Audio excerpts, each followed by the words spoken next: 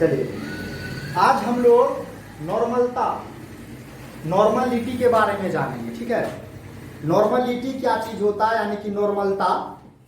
इससे पहले हम लोग मोलरता के बारे में पढ़े हुए हैं, यानी कि जो आपका विलयन है, विलयन की सांद्रता को बताने के लिए ही आपका उसका प्रकार ही है। बनाने की जो हम लोग बताए थे कि विलयन की सांद्रता को बताने की कई विधि होती है, जिसमें कि हम लोग 4 विधि पहले पढ़ चुके हैं। ये 5वां विधि है आपका नॉर्मलिटी। तो नॉर्मलिटी को कैसे डिफाइन किया गया है वो देखिए। कहा गया 1 लीटर विलयन में उपस्थित विलय के ग्राम तुल्यांकों की संख्या विलयन की नॉर्मलता कहलाती है। हम लोग अगर कोई 1 लीटर विलयन लेते हैं, 1 लीटर विलयन का मतलब तो समझ में आ रहा है कि वो विलय और विलायक दोनों के मेल से बना हुआ है। 1 लीटर विलयन में उपस्थित विलय, जो विलय होगा उस विलय का हम लोग क्या निकालेंगे, ग्राम तुल्यांकों की संख्या निकालेंगे। ग्राम तुल्यांकों की जो संख्या होगा विलय का, उसी में जितना भी रहेगा उसी को बोला गया है कि विलयन की वो नॉर्मलता कहलाती है। वही बताया 1 लीटर विलयन में जितना भी विलय का जो ग्राम तुल्यांक रहता है, ग्राम तुल्यांकों की संख्या रहता है, उसी ग्राम तुल्यांकों की संख्या को विलयन का नॉर्मलता कहते हैं। कोई दिक्कत? तो इस तरीके से हम लोग डिफिनेशन के अनुसार क्या कर सकते हैं, यह हम लोग आगे काम करेंगे। ये जो नॉर्मलता होता है, नॉर्मलता को कैपिटल एन से सूचित किया जाता है। किससे सूचित किया जाता है? Capital N. तो कैपिटल एन यानी कि नॉर्मलता इज इक्वल टू क्या हो जाएगा, विलय के तुल्यांकों की संख्या ग्राम में, या ग्राम तुल्यांक की संख्या, उसी प्रकार से विलयन, ये आपका ग्राम जो है इस जगह हटा ही दिया जाए है ना, ये ग्राम तुल्यांक होता है आपका, यहाँ पे आ जाएगा ग्राम तुल्यांकों की संख्या बट्टे विलयन का आयतन, यानी कि टोटल जो विलयन है लीटर में, वो नॉर्मल के इक्वल होता है। कोई दिक्कत?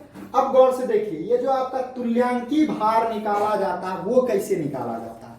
कोई भी विलय होगा, उस विलय का हम लोग क्या करेंगे, तुल्यांकी भार निकालने के लिए क्या कर सकते हैं वो देखिए। जो विलय होता है, विलय का हम लोग अनुभार निकालेंगे। अनुभार हम लोग निकालने के लिए सीखे हुए हैं। और वो जो विलय होगा वो क्या है, अम्लता है या क्षारकता है। अम्लता या क्षारकता से हम लोग क्या करेंगे, डिवाइड कर देंगे, हम लोगों को तुल्यांकी या तुल्यांक भार प्राप्त हो जाएगा, है ना। तुल्यांकी इसको कर सकते हैं, तुल्यांकी भार प्राप्त हो जाएगा। तो यहां से हम लोग क्या कर सकते हैं, विलय की तुल्यांक की संख्या है ना, ग्राम तुल्यांक की संख्या निकाल सकते हैं। ठीक है, ये ग्राम तुल्यांक हो जाएगा। ग्राम तुल्यांक की संख्या जो है वो निकालने के लिए क्या करते हैं, विलय का भार, जो विलय दिया रहता है, और तुल्यांकी भार से डिवाइड कर देते हैं, तो मेरा क्या निकल जाता है, तुल्यांकी जो तुल्यांक होगा विलय का, उसका संख्या निकल जाएगा। समझ में आ रहा? तो यहां से हम लोग अब नॉर्मलता का मेन फॉर्मूला निकाल सकते हैं। ये देखिए, विलय का जो, यानी विलय की ग्राम तुल्यांकों की जो संख्या है वो किसके बराबर है, विलय की भार बट्टे तुल्यांकी भार। तो यहाँ पे था ना आपका विलय की ग्राम तुल्यांकों की संख्या, तो उसके जगह हम लोग ये वाला लिख देंगे, गुना नीचे में आपका क्या, विलयन का आयतन है ना। तो ये विलयन का आयतन नीचे में आपका 1 है, तो 1 ऊपर चले जाएगा, भाग का उल्टा गुना होगा, तो और विलयन का आयतन नीचे चले आएगा। तो विलयन का आयतन यहाँ पे लीटर में है, तो लीटर में है तो उसको हम लोग ml में कन्वर्ट कर देते, ml में कन्वर्ट कर दिए तो यहाँ पे ऊपर में 1000 आ गया। ठीक है, हम लोग जैसे जानते हैं ना कि 1 लीटर इज इक्वल टू कितना होता है, 1000 ml होता है। हाँ, कोई दिक्कत? हाँ, इसीलिए यहाँ पे हम लोग, यहाँ पे नहीं, अगर यहाँ लीटर पे लिखेंगे तो यहाँ पे 1 आ जाएगा आपका, 1 बाय विलयन को, विलयन का आयतन बट्टा, यानी कि विलयन का आयतन वो लीटर में होगा। तो यहाँ पे हम लोग इसी सूत्र को इस तरीके से लिख सकते हैं, n is equal to W by EW into 1000 by V।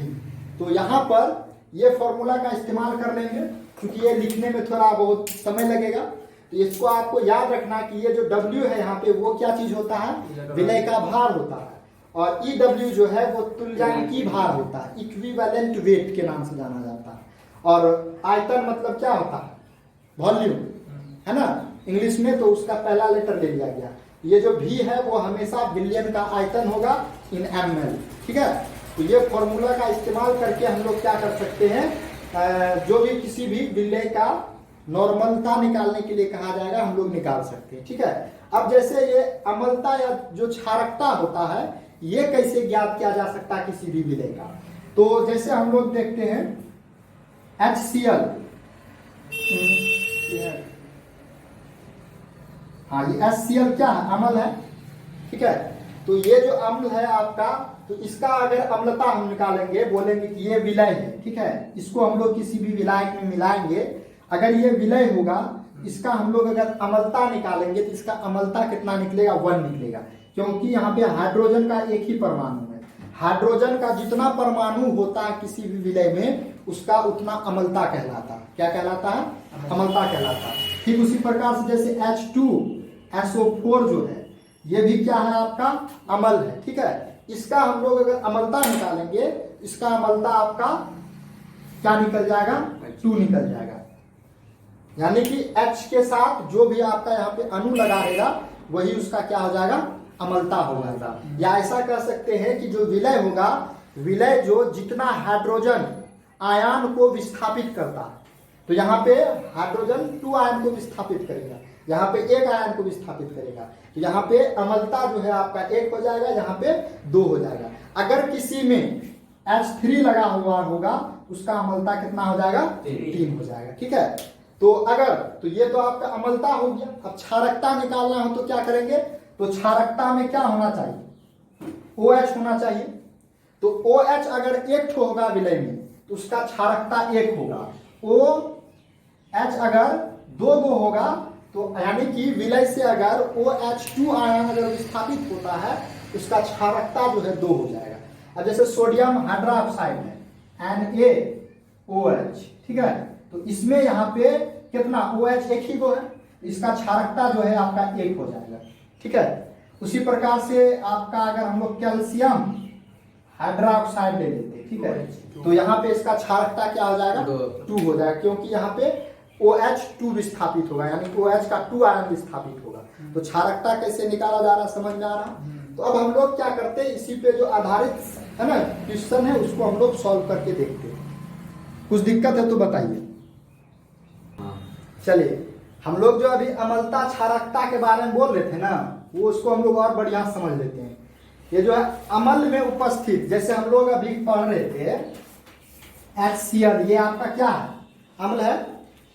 इस अम्ल में उपस्थित विस्थापनीय हाइड्रोजन आयन, जो हाइड्रोजन आयन होगा ना, यहाँ पे H माइनस आयन है या H+ आयन है यहाँ पे ना, H+ आयन इस अम्ल से जितना विस्थापित होगा, जो विस्थापनीय मतलब यानी कि अगर किसी में मिलाया जाता है तो विस्थापित हो जाता है, मतलब हट जाता है, निकल जाता है।